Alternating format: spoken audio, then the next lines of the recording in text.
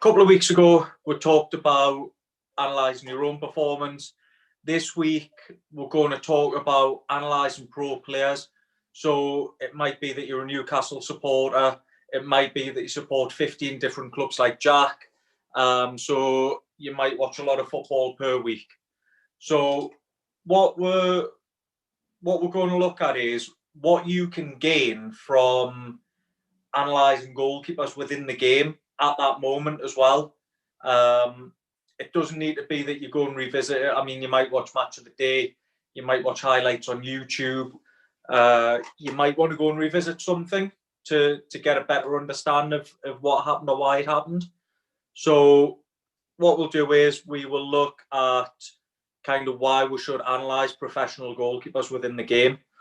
So first of all, I mean, I'm sure a lot of you will have seen, if you're on social media especially, stuff on the internet, comments made on YouTube, stuff in newspapers, there's a massive negative bias currently towards goalkeepers, where a lot of errors or goals that goalkeepers have conceded have been highlighted, whereas anything that goalkeepers really do well, it's rarely talked about. So it seems like the only time people talk about goalkeepers, even on like Monday Night Football, half-time and at full-time, the commentators, the analysts will focus on the negative. So what I think it's good for you guys to do, I mean, it might even be that, and I've seen it myself with other goalkeepers I've worked with, some parents can be negative about a mistake or a goal conceded, and they might come out with, "Oh, that was rubbish," or "What's a goalkeeper doing there? That was rubbish. How's he prone?" Things like that. Or your coach might turn around and go, "Oh, I hope you don't make the same mistake as he did yesterday," which instantly puts a negative in your mind. It creates a negative mindset. It creates a little bit of fear around potentially wanting to do something in a game, or it might kind of put you off trying to do something where you've seen a pro make a mistake. So what we want to do is want to try and highlight and learn from whatever happens in a game, whether that's a great save, a great piece of play, whether it's a mistake, whether it's a goal conceded. Can we learn and can we try and grow? So from that, it can create a positive mindset. So we're going to switch that negative into a positive. And then from there, you can even think about visualizing yourself in that scenario, doing what you think the professional should have done, or seeing yourself in that scenario and achieving a positive. So when I was talking about kind of there we go. And every mistake, regardless of whether you've made it or somebody else has made it, it's a huge opportunity for you to learn and to grow. So it's not just a case of, he's made a mistake, oh, well, let's say it's rubbish, let's forget about it. Let's actually dig a little bit deeper and go, right, this is what's happened. This is why it's happened. This is how we can flip it on its head and turn it into a positive, or this is how we could turn that mistake into a great save. This is how we can turn that mistake into a counter-attacking pass or what have you. So those that watch the Kepa video will understand that. In terms of the negative bias in the media, these are the type of things I'm talking about. So talking about Kepa there, his disastrous pass gives Liverpool a 2-0 lead. If you look at the first paragraph there, Kepa has just given up an absolute howler. Poor Kepa makes another howler. Kepa makes the headlines for all the wrong reasons. This is just from the FA Cup game the other night. Hugo Lloris has branded lettuce wrists. This is a World Cup winning goalkeeper, which it's ridiculous. This has come from somebody on TalkSport, and then the same one he's called lettuce wrists and a weak link. The Liverpool Man City game, Alisson blunders. So you're starting to see a pattern here. There's no real analysis around it. There's no real context. It's purely the goalkeeper being focused on as an individual. fair enough, we need it as goalkeepers, you need to take responsibility. But I think obviously in the media and yourselves, we need to see these as opportunities to learn and grow. There again about Alisson's classed as a nightmare display. Then what we'll come into is De Gea. He has to be dropped. That's after the Everton game. So nobody's actually mentioning the fact that, I don't know if anybody's seen it, but Harry Maguire's dropped about 5 yards deep of his defensive line, which has played all the Everton players on side, which has put De Gea in that position. But again, De Gea's the one that's singled out. Possibly, I'd say, most likely the best goalkeeper in the Premier League at this very moment in time, performance-wise. Martinez at Aston Villa. So he's been apparently given a warning by his manager about his performance. This is the FA Cup semi-final. So De Gea's calamitous mistakes, and it actually goes on to say that he had an afternoon to forget, and he was at fault for at least 2. Some would even say all 3 of Chelsea's goals. So again, there's no mention of the team. It's De Gea as an individual. Now we'll come on to something that I didn't actually think I would find. So I just put in a couple of goalkeepers' names on the internet. And this was Mark Lawrenson talking about Kelleher at Liverpool, young goalkeeper. We don't know, but he thinks he's bound to make mistakes. He's already setting him up to fail. Again, Courtois, this is his dad in the press saying, men, you're waiting for him to make a mistake, so they're waiting for him to fail, because everybody wants to jump on him. Again, they're just guessing here. De Gea's 2 mistakes away from being dropped. Then we're going to come on to Pickford. So we're going to actually analyse talk through the Leicester goal, the Tielemans goal for Leicester against Everton. And although it's saying Ancelotti's defending him, it's saying it was a nightmare error, which proves costly, which I think we'll find out soon that it actually wasn't. He's been really unfairly treated. And then from an Everton newspaper, which I think is quite poor, Everton fans are delighted that Jordan Pickford's out injured. I think it's shocking journalism, to be fair. But as goalkeepers, as young goalkeepers, I mean, seeing that and reading that, it doesn't give you guys a lot of hope, really. So what we need to try and do is we need to take it on ourselves, and this is why I'm doing what I'm doing on YouTube, trying to draw some negatives from trying to draw some positives from the negatives. Sorry. So what we're going to do first of all is we're just going to watch this, and this is outstanding footage from Leicester City TV. So I think there's about 8 or 9 different angles of this goal. So we're just going to play through it. Just watch the goal. Start to get a few ideas about what you're seeing and what you think's happening. And Leicester get the equaliser. They have so richly deserved.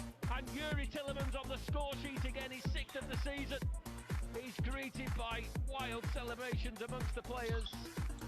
They kept knocking on the door, and finally they get the result. Finally they get the goal, and we're all square at Goodison Park. Well, it was frantic, wasn't it? Again, RB Barnes central to it. He keeps his composure under pressure. He lays it off to Tielemans. Tielemans gets it out of his feet. He's got 2 or 3 Everton players closing him down, but he finds the gap. Slow, it's hard. You've got to say Pickford should do better, but it doesn't matter, it's in the back line. So you even heard there the commentator saying Pickford should have done better.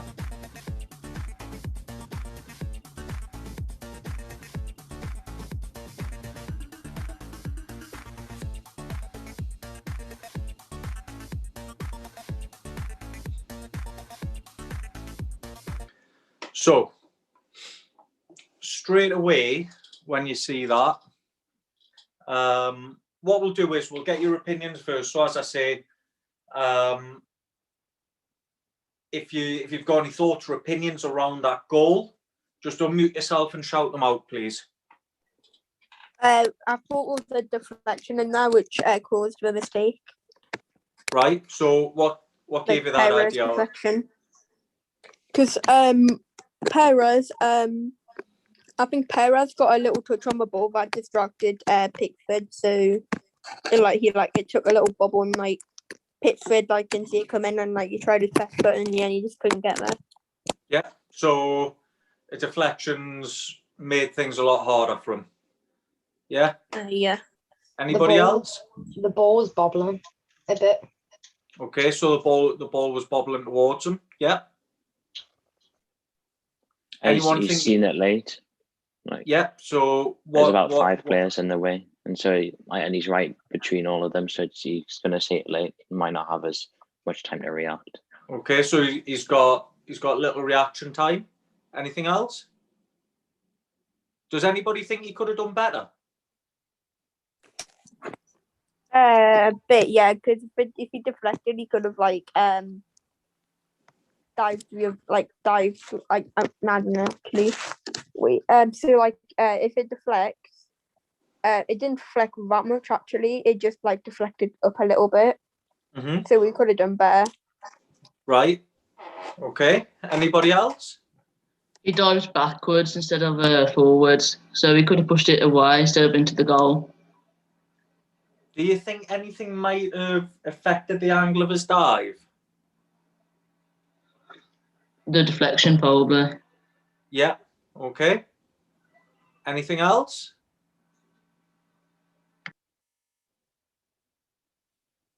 Anybody else? No. So we've got a few there. So we've got a few going. Okay, these were a few of the factors involved, and then we've got okay. Maybe he could have done this a little bit differently. So what should we be considering? So was he standing in a good start position? What do we think? Was he standing in a good position?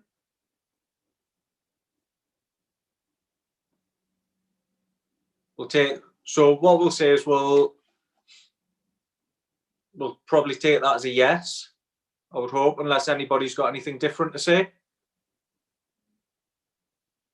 Right, so everyone's happy with where he stood. Did he have a clear view of the ball? So we've already established that he didn't. Yeah, so I think it might have been Callum. I can't remember who said it. I think Callum mentioned he had 5 players in between him and the ball. Was he prepared to make the save? So was he set? Could he see it? Were his feet planted? Was he balanced? He didn't look like he was expecting the shot so early. Okay. What might have affected his ability to anticipate the shot, though? Maybe that little touch from Perez on the way through. Yeah, or potentially the players in front of him. So although he might be physically ready, he might not be able to see the ball. So mentally, he might not be as prepared to make the save. So as it comes through bodies, it might catch him out a little bit. Yeah. Yeah. So, which technique did he use and why? And do we think it was a correct one? So, does anyone know which technique he used to attempt to make the save? He dived sideways instead of diving in front, and if he dived sideways, it wasn't good because he didn't get a strong enough hand on it to push it out, and he tipped into within goal. Okay, so it was a dive. In terms of the variations of dive, it was a collapsing dive, so he swept his closest leg away. Because the ball's coming close up when he's driven one hand out. Do we think that was a correct technique to use?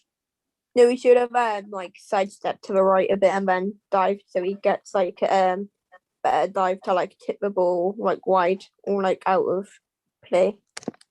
So things that we need to think about there. I know you've mentioned a sidestep. Now, in normal circumstances where you can see the ball, it's probably a good opportunity to do that because you get a clear view all the way through.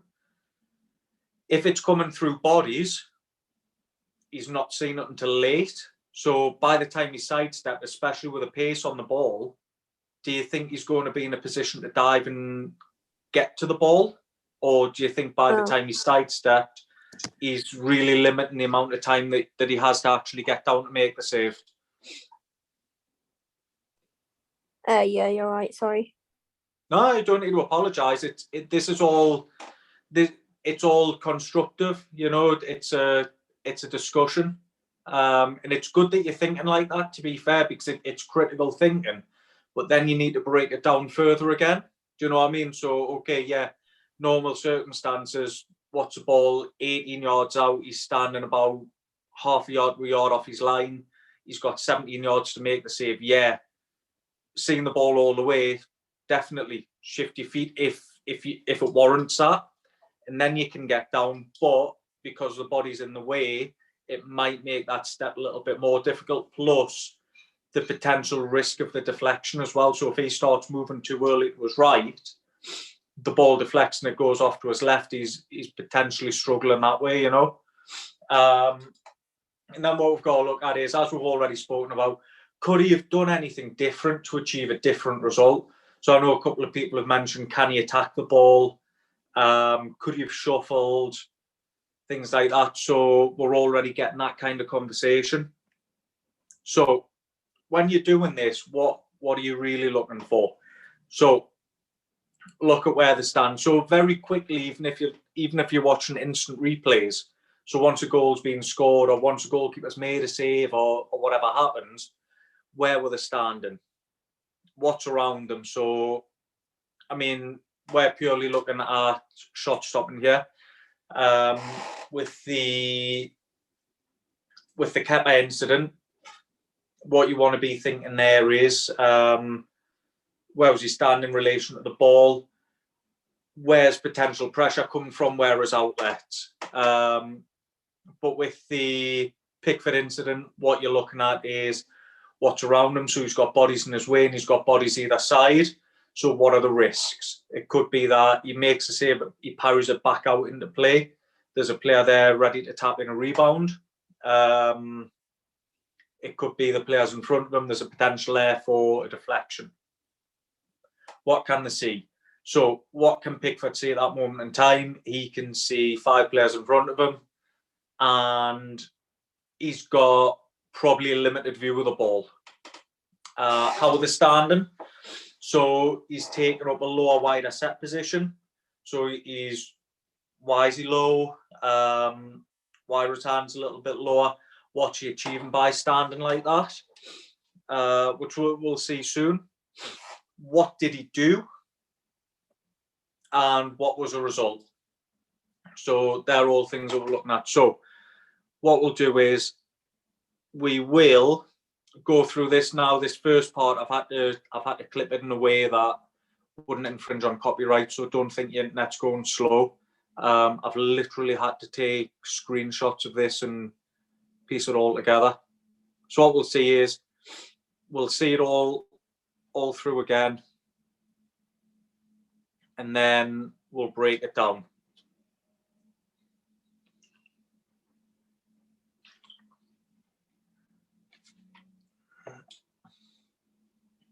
Okay, so the first thing we'll notice, as already been mentioned, the ball's coming through 5 bodies directly between Pickford and the ball. He's set low to give himself a chance to see the ball through legs, and he's set deep to give himself an opportunity to react. So what you'll see here is he's set deep. If he sets any higher, he limits his space in between his last defender. So he's got 10 yards there. So by the time he sees it, it's less distance and a penalty in 11-a-side. So he's had to set deep to give himself a chance to see it. But then, as we mentioned, the last player that it gets to is Perez. So he's off away celebrating. And he's probably a little bit embarrassed because everybody else has went towards Steelman's. So that's 2 things already. And again, what you'll see is there's a little touch. And that's the direction of the ball. So the ball's actually travelling a lot closer to Pickford initially than the direction it ends up going off in. So I think there's probably a change of about a foot, which is about the length of a ruler, if you think about a ruler. So he's initially focused on the first shot. He's seen it all the way. The ball takes a deflection, so now he's got to try and alter what he's doing. So again, you'll see there, you can see the ball. You can probably roughly see the direction of the ball as well. Then as it takes a little deflection, you'll see how much it changes. And I mean, even 6 inches can be a big difference in making a save or not. So you'll see there, because, and I know a couple of people have mentioned it, he can't now attack the ball because he's had to change. He's basically had to change his momentum. The hands had to come behind his body to try and get there. So it's making it a lot harder for him to actually make the save. So we'll break it down even further so you can see from the initial cross, how can we stop that shot happening in the first place? So first of all, I think his body shape could have been better. He could have attacked the ball with his left hand to force the ball towards a corner flag or towards a sideline, even out for a corner. So him and his defenders can reset. By going with his right hand, keeping his body open, he's actually forced it back into Evans, who's number 6 there. So as Evans has received the ball, it's coming to Harvey Barnes. Now, even here, I think this can be avoided. So you can see Tom Davies there. He needs to step inside to his left to cut off the inside, to cut off the middle of the pitch. He needs to move to his left to show Harvey Barnes down the line. So he's got little to no support.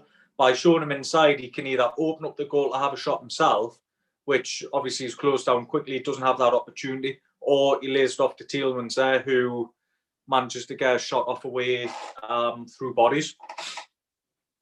Okay.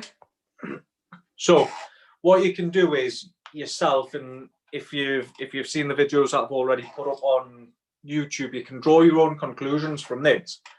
So can you break down each phase? So as you've seen there, what I've broken down kind of his start and set position, what's around him, any other factors that may affect the ball, then the save, and then you can go beyond that again, like you've seen. So you potentially break down how you can prevent the shot, which we've seen there. So you can highlight the good areas. So I think there was some good in there. Obviously, how he set, where he set. Areas for improvement. Some people have said he could potentially have driven his hand towards the ball. Personally, and football's a game of opinions. You could be sitting there shaking your head saying I'm wrong, and that's fine. Personally, I think it's hard for him to get his hand out in front of his body, purely because the ball's took a deflection. Initially, it might have been going, then he's had to change. So to give himself more time, the hand had to go backwards. But another area for improvement could be his parry from the cross. Another area for improvement could even be his communication to Tom Davies. So is he saying show him line, or is he saying show him inside?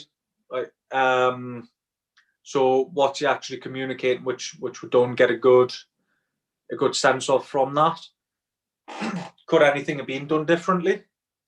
So I've already highlighted communication, dealing with the cross.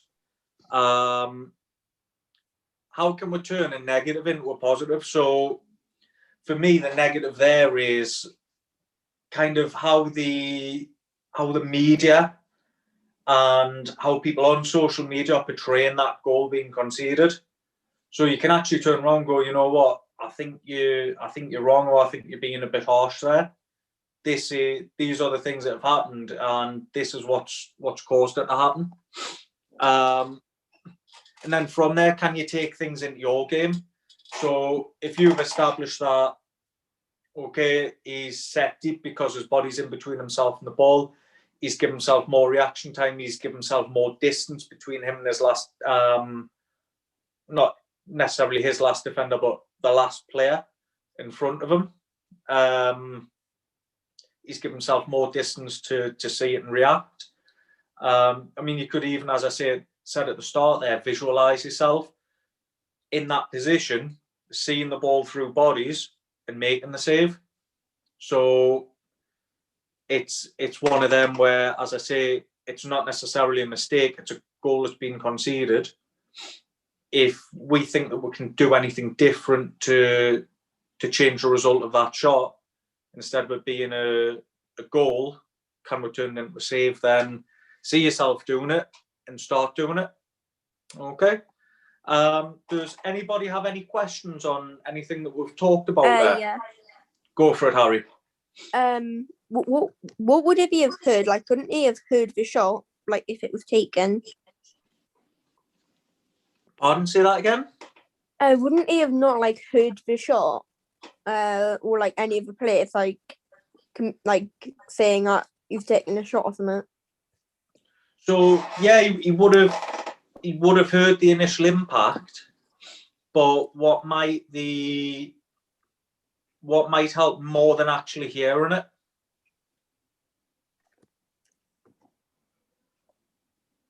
Seeing it. Yeah. So being able to see the ball, I know what you're saying. So yes, he'll be aware that the shot's come or the shot's coming, but does he know where it is? So as it's coming through bodies, as he's seen it through legs, he's probably partially seeing it, but he's not getting a great read of it until it passes the last man, who actually was Perez, who's got the last touch. So yeah, I understand what you're saying. So you're looking or listening for like little triggers or cues. So yeah, he'll know the shot's coming, but potentially at that moment, he'll not be able to see it. Does that make sense? Yeah. Yeah. Anything else?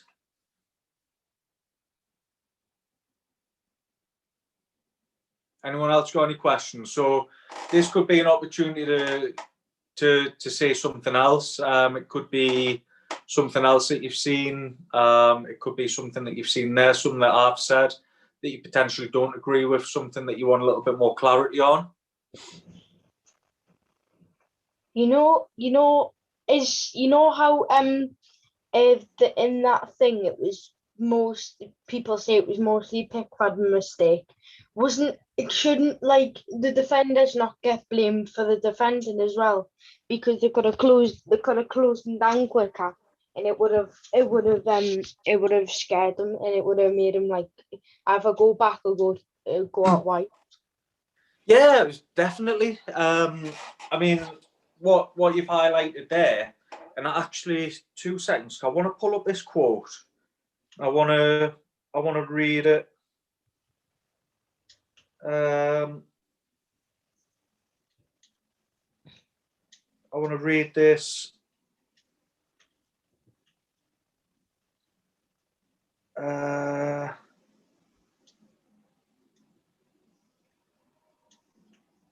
absolutely positive it's Brad Friedel, and I don't want to get it wrong, but I'm guessing I'm just going to have to go off the cuff a little bit with it. It's something like goalkeeping or being a goalkeeper is the only position that kind of feels individual in a team sport. So although you're playing as part of a team, you yourself are an individual. And it's the only position that, there we go.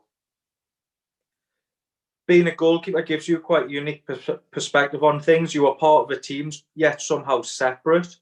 There are no grey areas with success or failure being measured in real time. You have a physical job which can only be done well by paying attention to your mental well-being. A great goalkeeper has to have the keys to a great mindset. So, as I say, what he's essentially said there is you're part of a team, but you're separate. So, yeah, look, we could talk about the defending. We could talk about Tom Davies showing him inside. We could talk about 3 defenders moving towards Harvey Barnes and leaving Tillman stand on the edge of the box. We could talk about, that there's a lot of different things we could talk about. like I mentioned before with the Calvert-Lewin goal in the last minute of the Man U Everton game, De Gea was blamed. There wasn't any great mention of Harry Maguire. Yeah, De Gea's somehow 2 mistakes away from being dropped, and it was his fault, and all of this, you know. So no, I totally get that, and unfortunately, a lot of people look past what's gone on before and only see the end product. It's either a great save or you could have done better, you know. Is that all right? Yeah. Do you think goalkeepers get the position that get criticised the most? Off the top of my head, I would say yes. So if you're watching, I don't know who's playing tonight. Let's have a look. Any FA Cup football on? No. But let's say if you're watching the Blackburn Preston game tonight, let's say, and an outfield player gives the ball away, and from that, the attacker breaks. He has a shot, and the goalkeeper fumbles it, and it ends up in the back of the net. Who do you think's going to be highlighted? The goalkeeper. Yeah, so it'll be an awful goalkeeping error. It'll be terrible goalkeeping. Then you'll have people on social media going, "How's he a professional?" and so on. And there'll be absolutely no mention of that person who gave the ball away. Was it like it was like the De Gea one? He people blamed him, but he didn't give away the free kick. It was someone else who gave away the free kick to lead to the goal. Yeah, I mean, you could have a look at loads of it, couldn't you? He didn't give away the free kick. He didn't drop 5 yards deep of his defensive line. You know, had, say, for example, Harry Maguire held his line, there was about 6 Everton players would have been offside. But unfortunately, I mean, the role that we're in, and those that were on with Tony Parks the other week, and Mark Gillespie last week, you'll know what they say. You've got to develop a thick skin quickly. You've got to be able to deal with not just making mistakes, but also deal with conceding goals. Unfortunately, goalkeepers are going to be very, very unfairly criticised, in large part by everybody. Grassroots, semi-professional, professional, you know, we're going to be criticised without people really seeing the full picture. And that's, you know, like the quote I read there, there's no grey areas. It's either success, keeping the ball out the back of the net, or failure, conceding a goal, whether that's through mistake or a great shot. You know, everybody else has got somebody else to rely on the pitch. If you're a centre forward scuffing a shot, you've got your midfielders to fall back on to bail you out. If you're a midfielder giving the ball away, you've got your defenders. If you're a defender giving the ball away or losing possession, you've got the goalkeeper. Unfortunately, the only thing behind the goalkeeper is the back of the net. So, yeah, it's a hard position, isn't it? And I'm sure we'll see a lot more going forwards as well, where goalkeepers are criticised without people seeing the bigger picture or given any kind of context, even. You know. Any more questions?